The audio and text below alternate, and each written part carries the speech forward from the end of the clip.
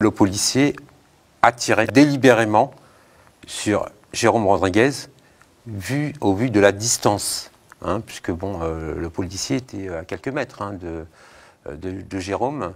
Donc on ne va pas essayer de nous faire croire en fait que c'est le hasard qui fait que ce soit été Jérôme qui était destinataire d'un tir de flashball.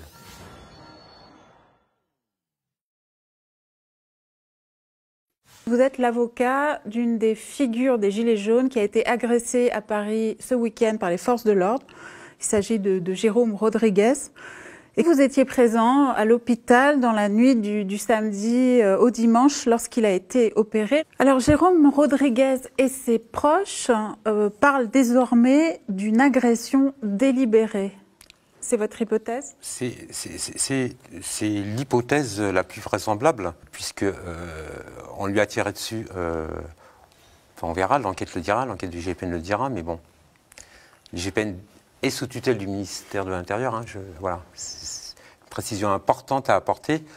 Alors, bien entendu, c'est l'analyse que nous partageons, moi et Philippe Deveul, que le policier a tiré délibérément sur Jérôme Rodriguez au vu de la distance, puisque bon, le policier était à quelques mètres de Jérôme. Jérôme, évidemment, est très très connu des services de police, donc on ne va pas essayer de nous faire croire en fait que c'est le hasard qui fait que ce soit été Jérôme qui était destinataire d'un tir de flashball. Alors il est très connu, il faut le dire à ceux qui nous écoutent, parce qu'il filme les manifestations, très souvent en live. Tout à fait. C'est ce qui en fait d'ailleurs une figure bien connue des Gilets jaunes.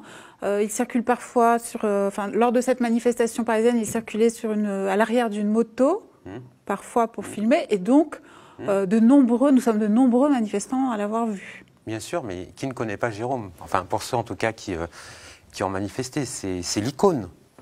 Pour moi, c'est l'icône des Gilets jaunes. Pourquoi c'est l'icône? Parce qu'il filme en live les manifestations. C'est également une icône, parce que c'est quelqu'un de très pacifique. Voilà pourquoi c'est une icône. Il ne prône pas la violence.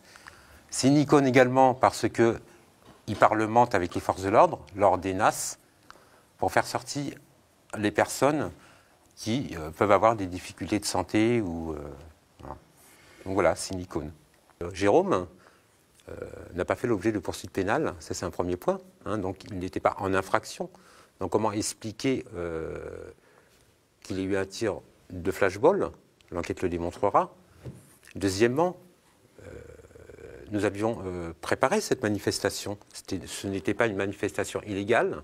Nous avons fait une déclaration à la préfecture, à la préfecture de police.